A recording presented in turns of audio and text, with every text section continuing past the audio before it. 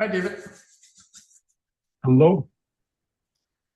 I forwarded this on to Sam in Intel.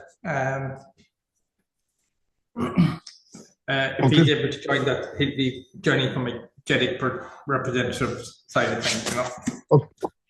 Okay.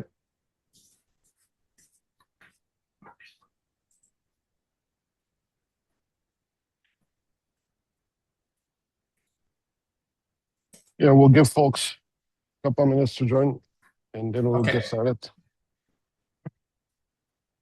In the meantime, I'm just getting set up here with this stuff for you.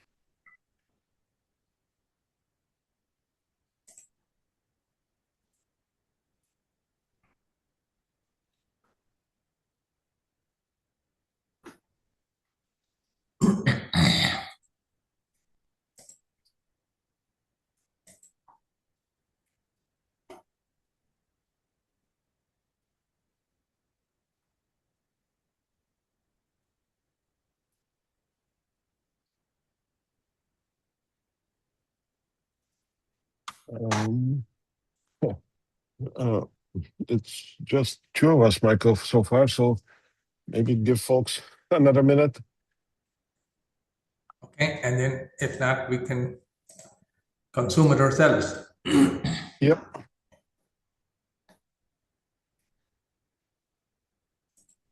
Which I won't complain about, right? Yeah.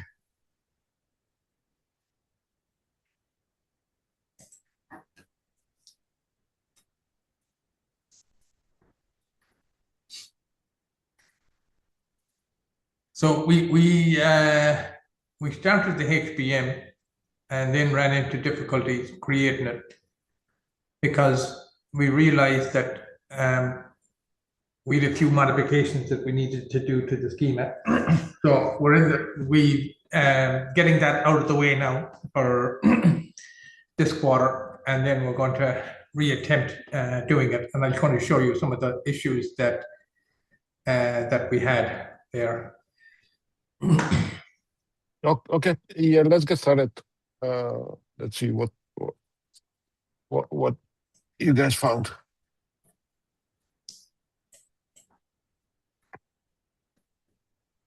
Hey, Aurelien.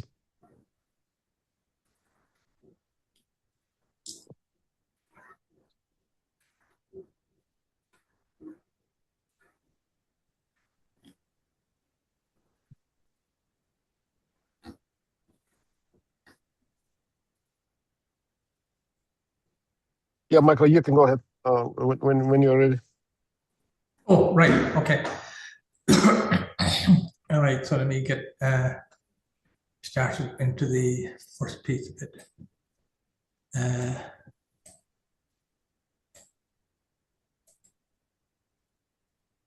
Okay. And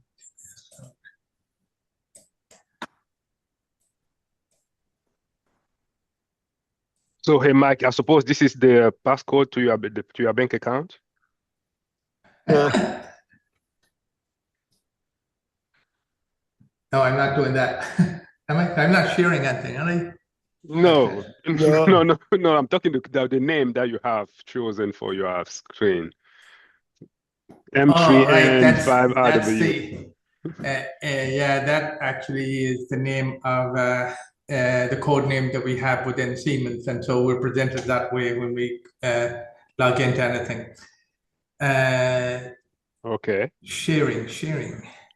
I didn't bother changing it. I could have changed it to my name, Michael. So share. How is it? Share settings. It's asking me to do share settings, but it's not letting me share. I have this.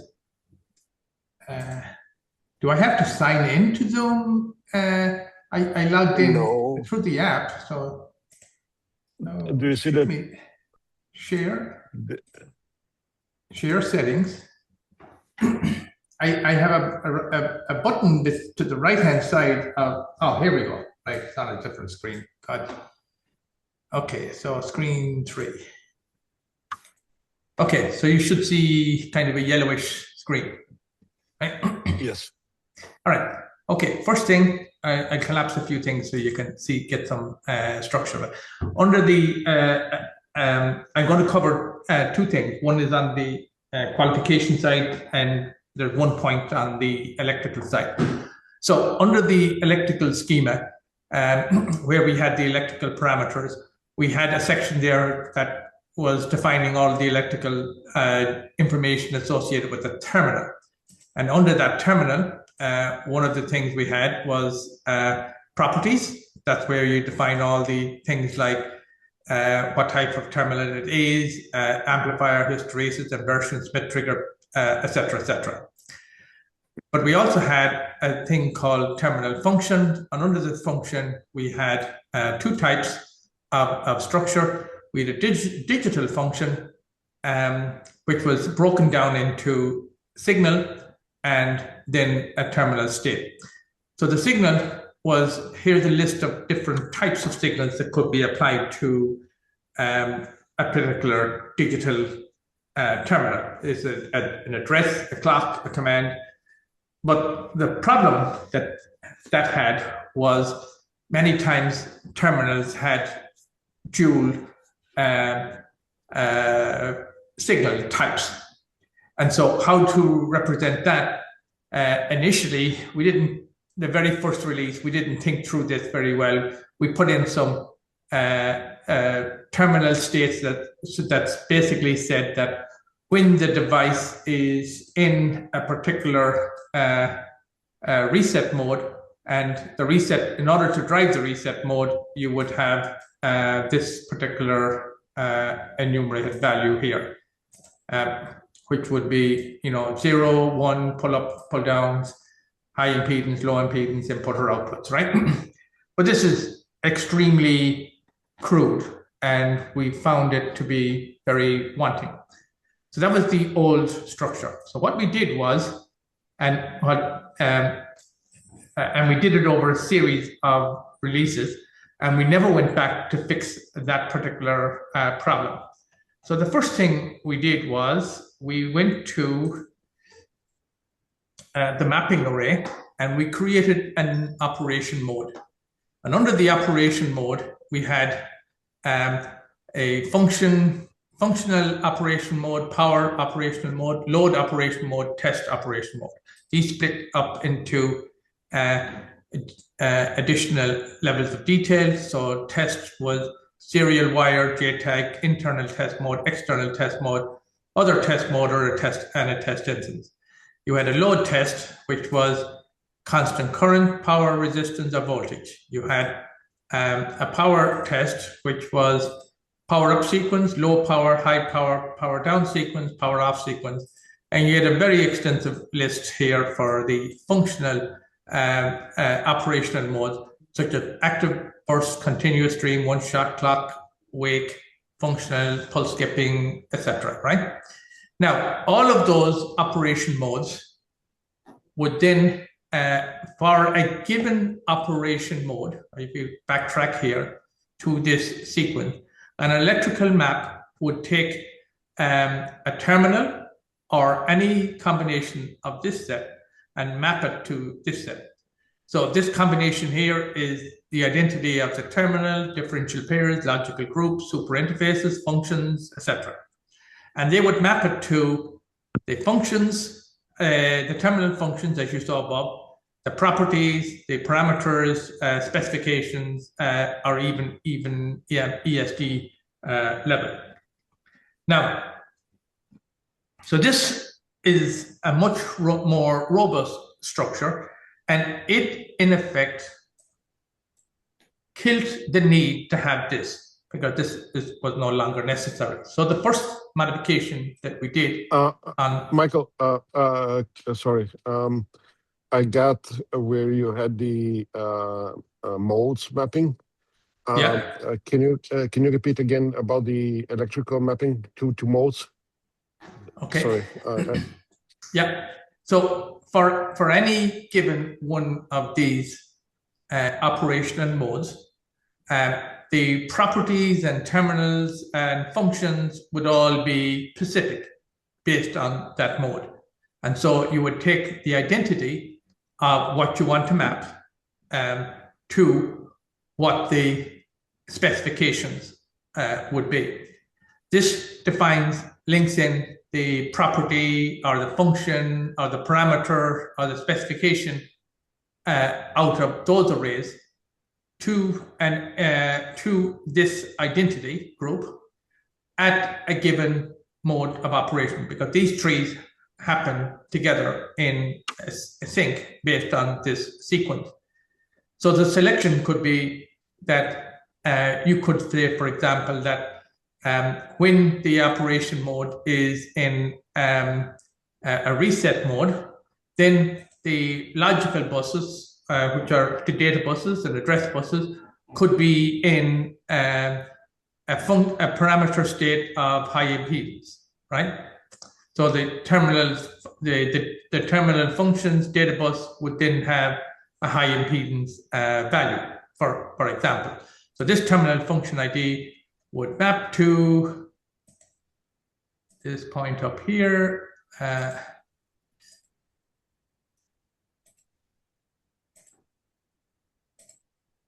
Would map to this ID, and the property ID down below would have mapped to here.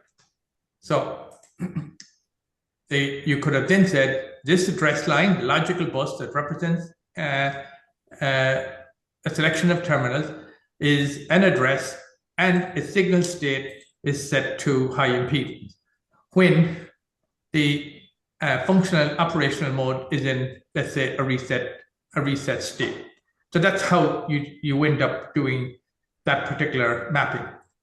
When a particular mode of operation changes, you then introduce the next line item in the array.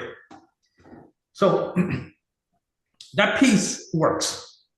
The problem was, how do we know when a device goes into a specific mode? How do we put it into that mode? How do we test it that it is in the correct mode? There is nothing in the part model that informs us how to put the device into a particular mode. And that was one of the things that we had a problem with. And so the suggestion is to put in this preset condition array, and you give it a name, give it a description. And if there are multiple conditions, you give it, you might want to index those preset conditions. And then we give it a step array. Ignore this, I haven't finished doing the integration on this one, so ignore that one. So the steps then that you would go through to put a device into any one of these particular modes could be any choice of, I send a command in which I would have a command code and a bus interface. These buses here list out all the buses that are already supported in the JEP30 under the function section, right? You have addresses, you can send it to a particular address and here's the data that you would send. That's one option. You can put the device into a delay mode. You can set any specific terminal or differential pair or logical group or function or a super interface to a specific digital state. You could write to the register, and where you have the register address, the value to write, and again, here's the bus that you would use to write, to send that data to the registry. You could have a read, modify, and write, where you have, again, it's very similar to this one. It's a register address, it's a mask, a value to set, and a bus interface. And the mask here is to help you in the case that if you have a specific terminal or a specific bit within a string of bits that you wanted to modify, the mask would enable you to do that. Now, there is, I believe, a concept of swiveling, but I don't think we have time to put that into this release, and I think we would need to study that a bit more. Are you guys familiar with swiveling? No. It's a concept that if you had a 16-bit bus and you have an 8-bit data string to send down it, typically the least significant bit of that data would be LSB 0, right? And the most significant bit would be D15, for example, in a 16-bit bus. But when you have a swiveling situation, you can programmatically change the least significant bit from 0 to anything up to 8. And the data can still travel down on the rest of the bus. So it's a software thing that when you have multiple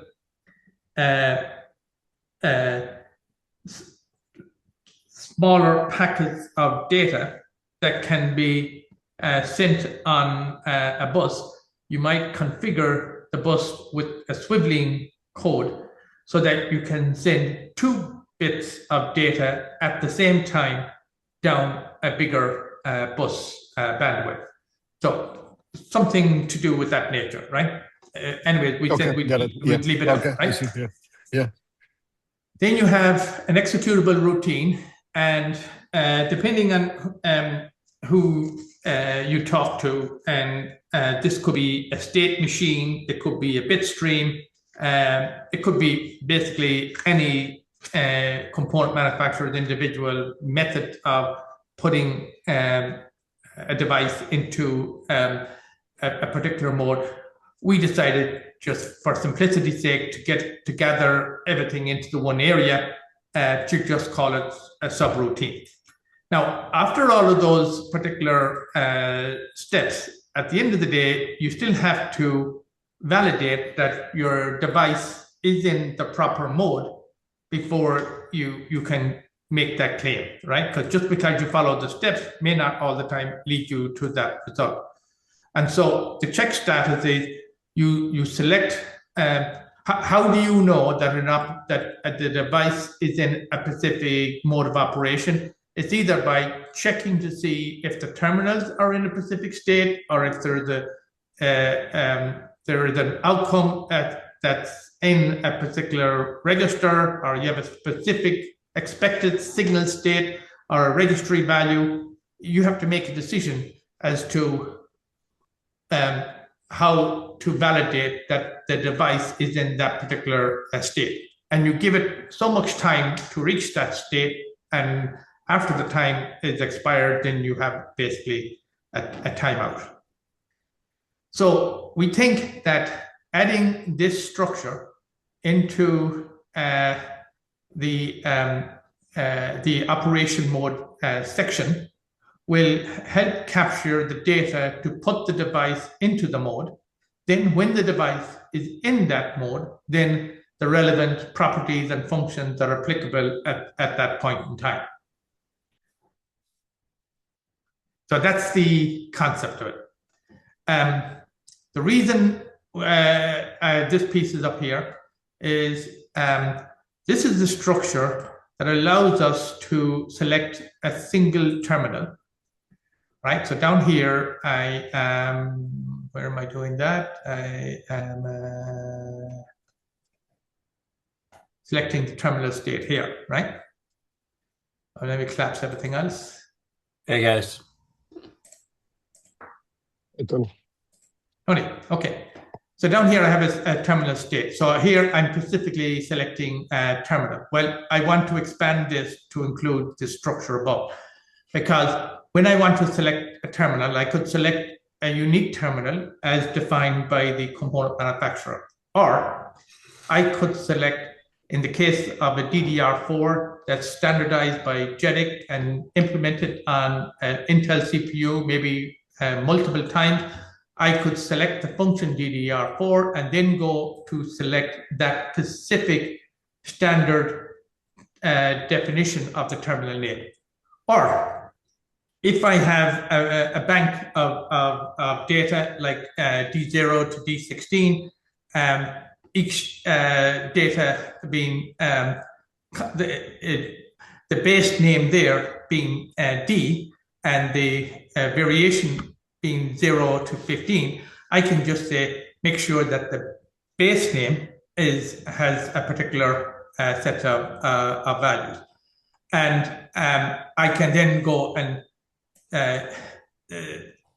basically, what we have done in the terminal naming side that was released a while back was to enable the creation of terminal names. So in the HBM4, there are 64 channels. Within each channel, there are D0, D1, and A0. And so underneath that then are a set of terminal names. Well, all of those terminal names, excluding the channel and excluding the D0, D1, and A0, are mostly the same.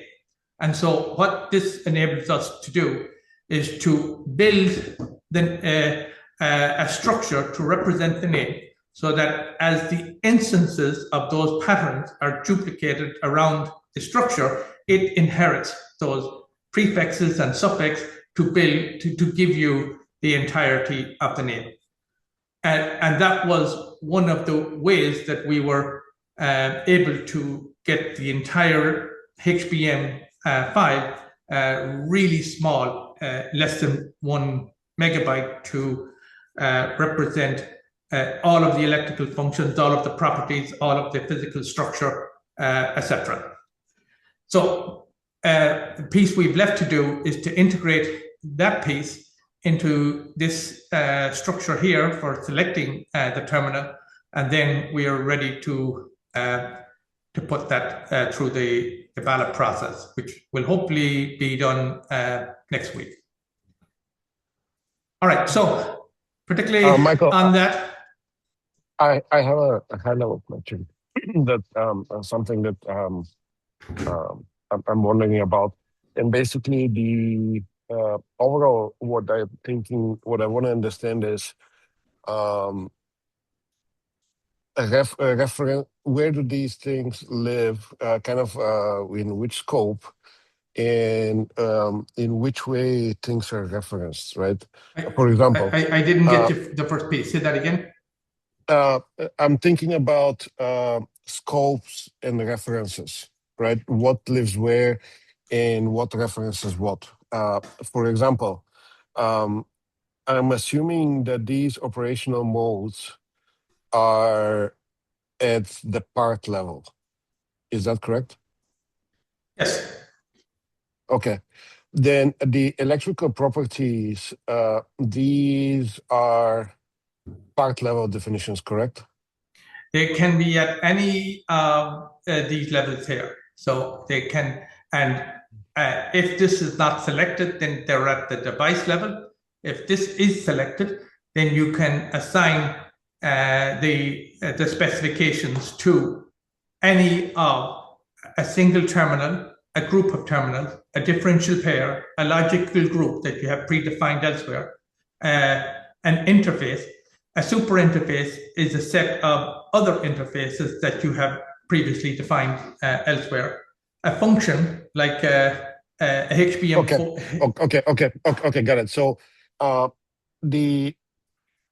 there's a structure that is basically the electrical map. That structure will reference the modes definition at the part level, right? Now, part level, yeah.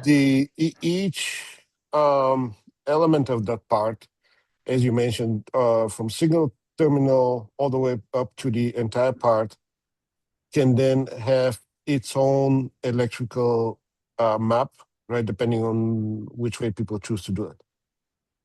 Yes, because you have here it's an unbounded element here. So for each combination, you insert a new record into that array. So let's say a single entry in this array represents one operational mode, one of these selections, one map to any of the specifications. The next record represents could represent the same functional mode, but typically wouldn't do that, right? It can represent a different selection here and represent another set of parameters. So all of these are defined according to each record that you put in. Okay, let me clarify my question. Is it that the electrical map references elements, basically, let me think how to phrase my question. Is it the case that electrical map lives at the part level and then it references things from the rest of the part, whether it's single terminals, groups, pairs, whatever? Is that the case? The electrical map can represent a full device or any one of these. Each time. Okay. Let me ask it this way. What is the parent element for the electrical map? Is it the part, or it can be tucked under a terminal? It's not. It's a standalone array that then maps to other arrays. So at the top level, it goes. It's directly underneath the identity of the part. So the identity. Let's say go back to this one here. Okay. So yeah. So the way I understood what you just said is that under the part there's electrical section, right? That defines all these references back to terminals and other elements of the of JEP30, right? It could be pairs, groups, logical groups, all that stuff. You typically create a part model for some device. That identity of that device comes from a manufacturer, or comes from a standard body, and then you give it a specific ID. And underneath the details section, you then map it to the technical content. Now, when you get to so this up here is at a device level. When you get down to this level, you can then say, well, I want to apply the map specifically to a terminal. Well, the terminals have already been defined and in the schema, and you can say, I want this group of terminals to be mapped to this group of properties, for example, right? Or functions. I guess my question is more mechanical. Is it that there's structure under each terminal that says this terminal references that electrical map, or is it the electrical map says here's the electrical map and apply it to those terminals? Which way is the reference? From terminal to electrical map or from electrical map to terminal? Electrical map to terminal. I think yeah, so all the terminals are identified up here separately, right? Here's where you have the logical group. So these are in separate arrays. Down here, then you have an array that deals with the map. And all it's doing is saying that for this set of properties, I'm joining this array to this array. That's what it's doing. Yeah. I understand that, Bernie. I was wondering which way this. So if for example, a property array has a reference that this is the key, this becomes the key ref. So if a particular parameter is not specified, or a particular function is not specified, or a particular terminal is not specified, then this will fail because it says I cannot find these references. So this is the key ref and this is the key. So you have to fill out, there's no point in applying electrical set of properties up here to a group of terminals that don't exist. So both have to be available. Or there's no point in saying, I want to apply a property, and when you go to look at the property just doesn't exist. So that will tell you, the system, the schema itself will tell you that, hey, your property is missing, your terminal is missing, or whatever it is that you have joined together under this electrical map. It will tell you whether or not it's present or not present.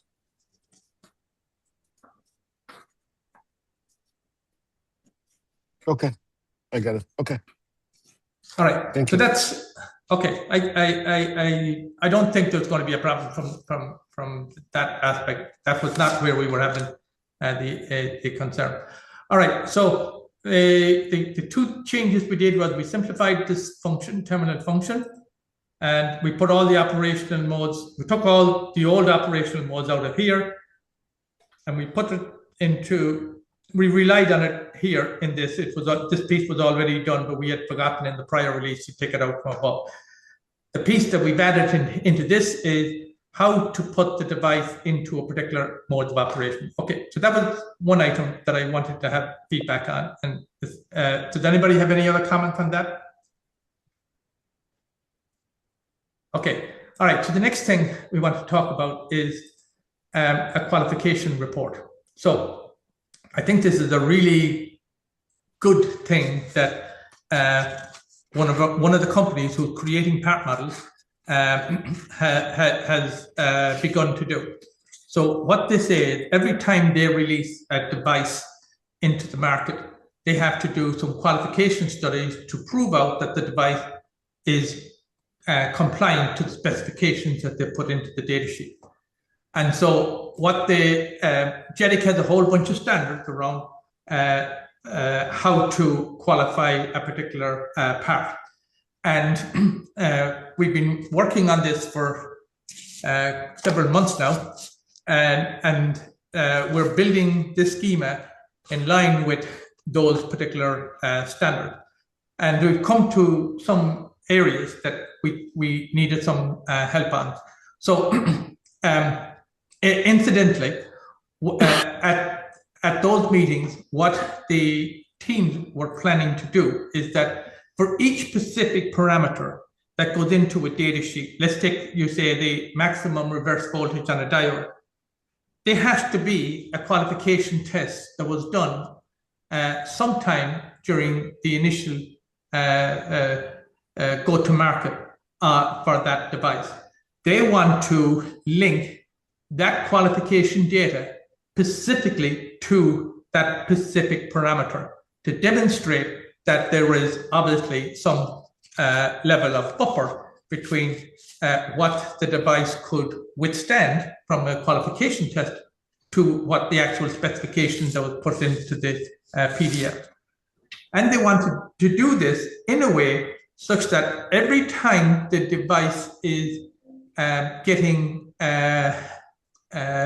upgraded through a product change notice, each time a product change notice is released in which the specification of the part will get released, then the prior version of the specifications is connected, is linked and identified to the new version of the specification in terms of all the specific changes that were made. And that will be also linked to the qualification data.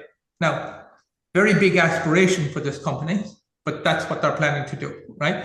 And they have already gone down several stages of this tree and getting each of the modules put into place. So as we go through this qualification section, there is a device identification section, is what's the identity of the device. And sometimes the device that is used in the qualification data is not the same as the device that goes on a market. They might take a similar device with similar technology, run the qualification test on that, and then assign the results of that similar device to the actual device that they're deploying on the market.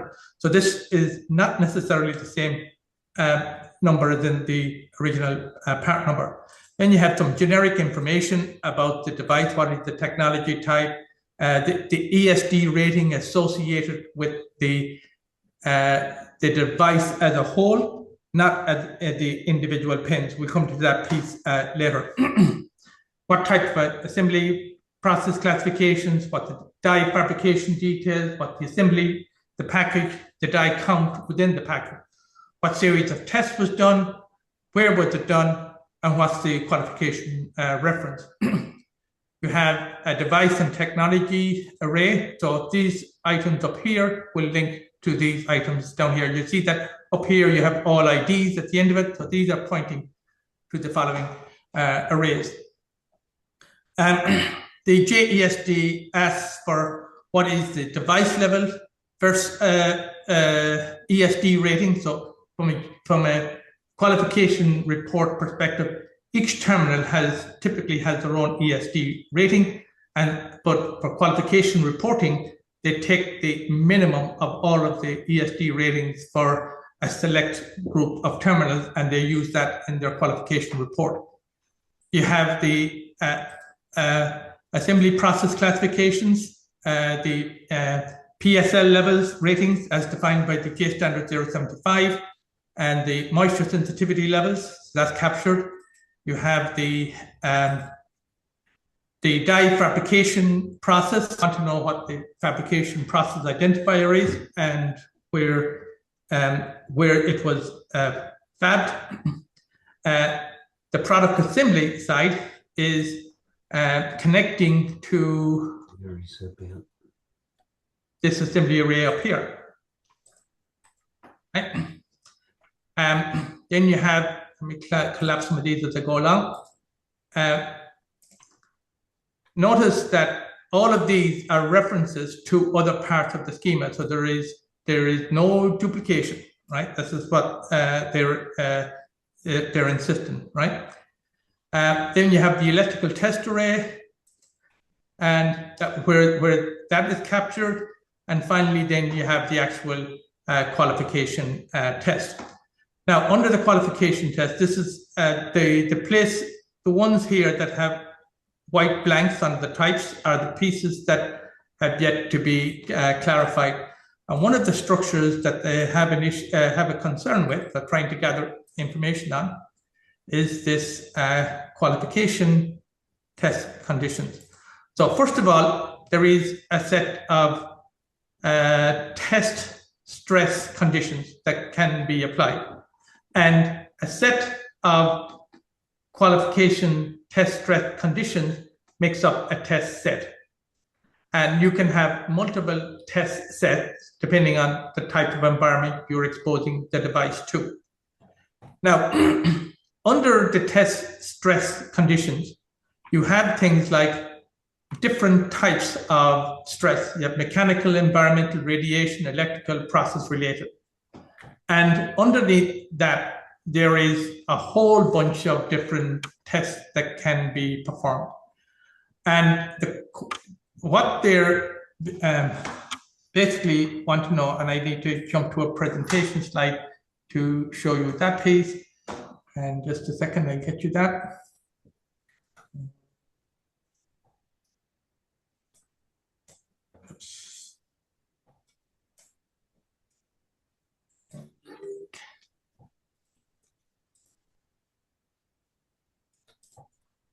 Qualification.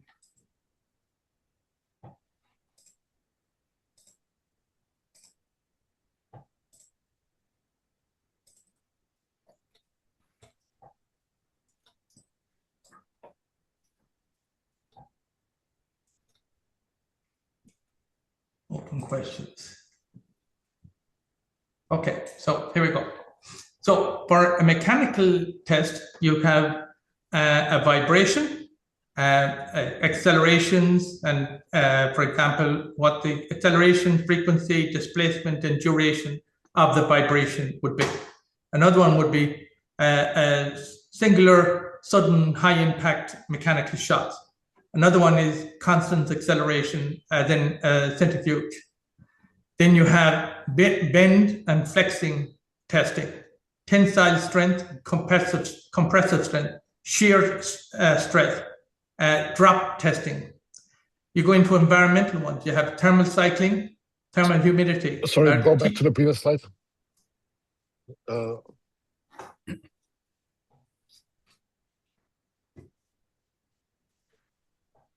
So if you putting it on a flex type of circuit and you bend that circuit, will the die break off it or will the component break off it? That's an example of a stress test that would be applied.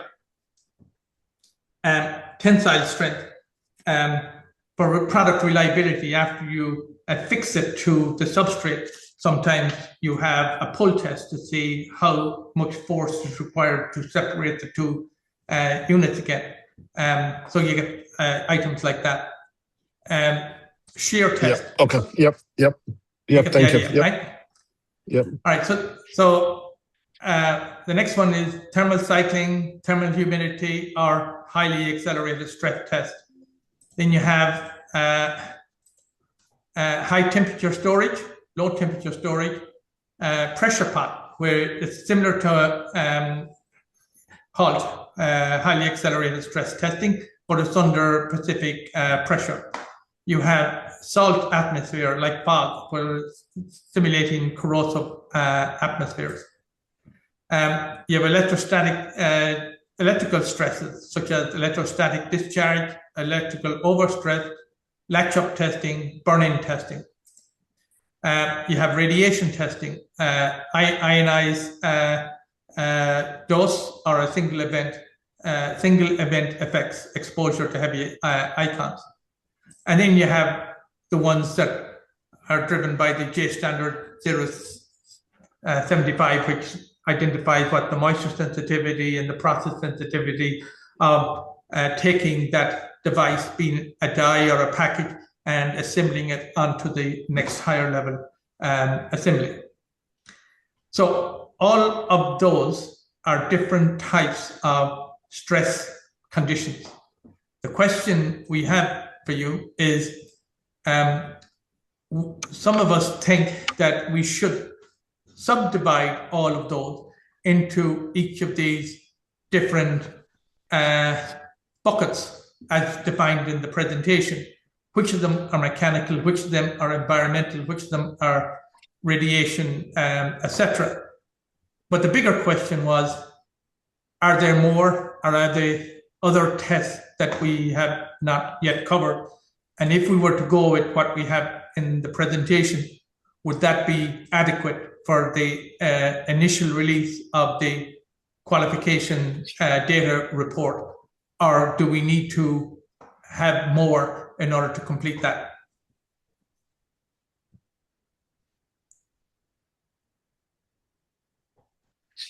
Can you flash through the slides again, that you had the different tests? Okay, so the first one was, just go with the bold points here. This was a mechanical one. You have vibration, mechanical shock, constant acceleration, bend, flex testing, tensile and compressive stress, shear test, drop test. Then you move on to the environmental ones. You have thermal cycling, including shock. You have temperature humidity bias, and you have highly accelerated stress testing. Yeah. Next one is high temperature storage, low temperature storage, pressure pot, and salt atmosphere and fog. Next one is electrostatic discharge, electrical overstress, latch-up testing, burn-in testing. Then you have radiation, total ionized dosed, single event effect, which is an exposure to heavy ions, right? And then the last group is process-related stress, solubility, resistance to solar heat, moisture sensitivity, preconditioning, that type of stuff.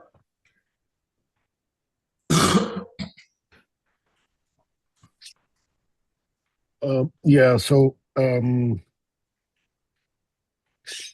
have a question.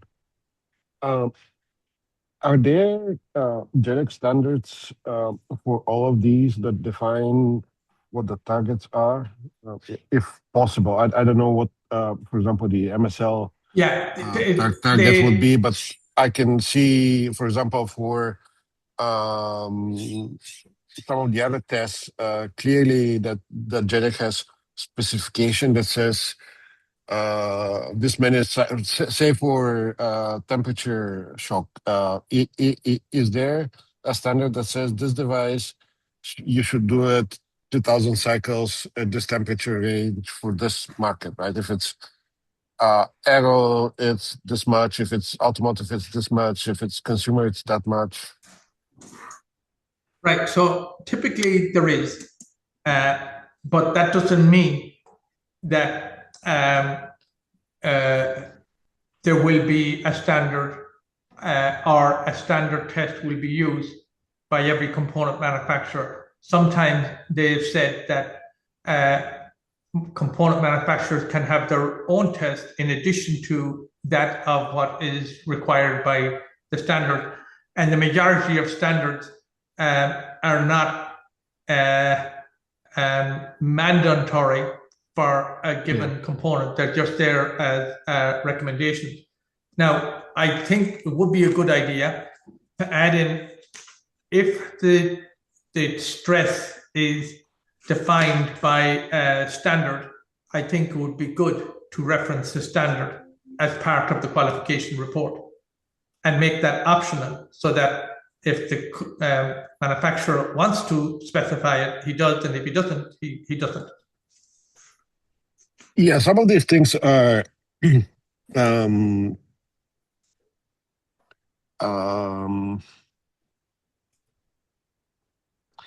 let me put it, let me give an example. For example, ESD. I think the human body model and the different models clearly recommend certain limits, right? Yeah.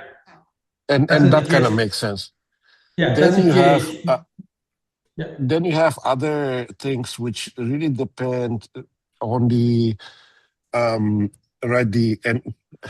on the environment, and in some cases that could be on the equipment in the factory, right? The equipment in the factory comes with its own properties, and really the manufacturer has to match the values for these parts versus what the equipment does, and see if that will work or not. Yeah. Right, probably, right? So, yeah, okay.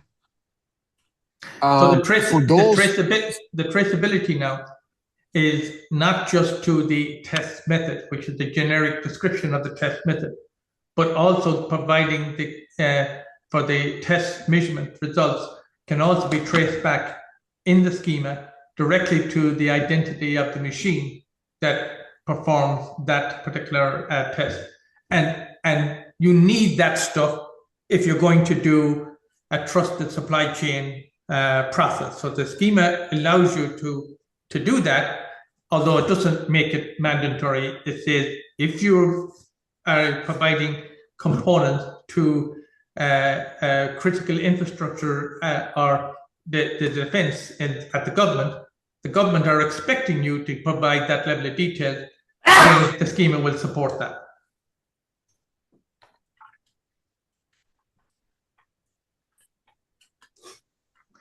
All right, so let's.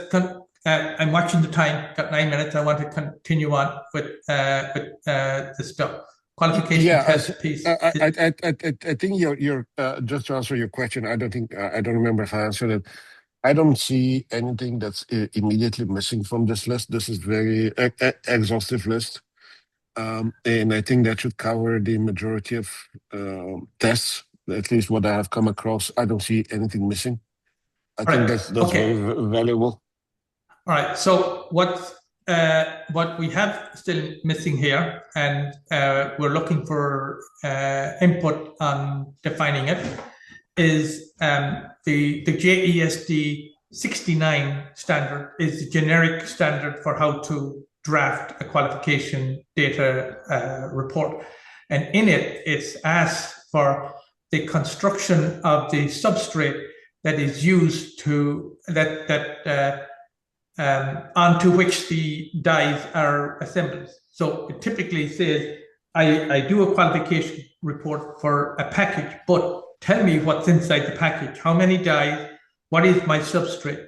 So we're looking for a stack up, a structure of a substrate, and what should be in the stack up structure.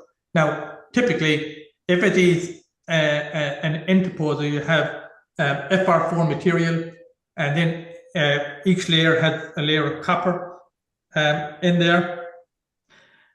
Does anybody have a document as to that would explain the typical construction of an organic interposer that I could use to plug into this substrate construction?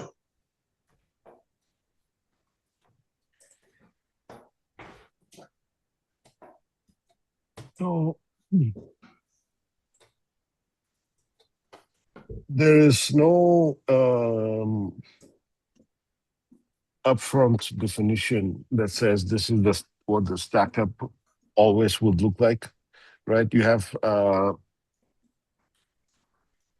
it's a type of, I don't think you need to specify what the actual construction is. You just need to make it very generic. So typically you would have, if it's on a printed circuit board, you'd have FR4 material, you have a copper sheet, you have resin that joins, that melts and goes in between all of the copper traces to join it to the next FR4 sheet.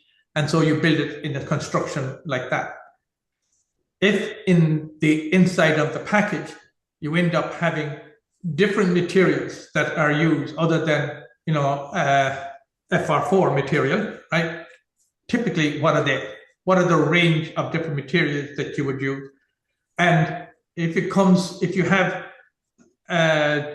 vias that goes through multiple layers, maybe a TSV via on a silicon substrate, typically, what are the technologies that's involved in that? Keeping it very, very, very generic. If you want to keep it very, very generic, I would suggest you deal with it's just a list of layers, right, top to bottom. The manufacturing flow could end up with any order of the layers. Is right. So that's what I was trying to say, is that really the only generic thing in this is just the list of layers, top to bottom. And then linking each layer to its own material properties to say that. Yes. Okay. All right. I do that. That's the only thing that's generic. Because yeah. Okay. These guys are wizards, and they can do weird things when needed. So I cannot assume certain layer ordering, presence of certain layers, things like that, right? It just layers and properties. That's it. Layers and property. Okay, so that Right. was one piece. The second piece. If you think, right, if, for example, if you think about it, say you have silicon piece. Let's say you have a die. Okay, not die. Let's call it interposer, silicon interposer, right? And then it has backside power, right? So all of a sudden now, the silicon, the bulk silicon is in the middle of that stack up, right? Mhm. And then you take two pieces like that and you hybrid bond them. So your end product is interconnect layers on one side, bulk silicon in the next layer is bulk silicon, interconnect layers, bulk silicon, interconnect layers, right? And if you hybrid bond again, you're going to end up with another stack up, right? So it's difficult to predict exactly what the steps were, right? The order of steps to, that would give you the order of layers. You cannot enforce that. So the only thing that ends up as a generic thing is just a list of layers and their properties. All right. So what you were describing there was actually building a 3D stack, and that's actually done down under the assembly section. Yeah, no, I was just giving you an example, right? Yeah. It is just an example, right? Again, me as a vendor of that 3D stack, I could have stacked the interposers like that, and I'll tell you just, I wouldn't tell you how I 3D stack them. I'll say just, hey, here's the list of layers in that final product. I don't have to do one by one definition of every single thing, right?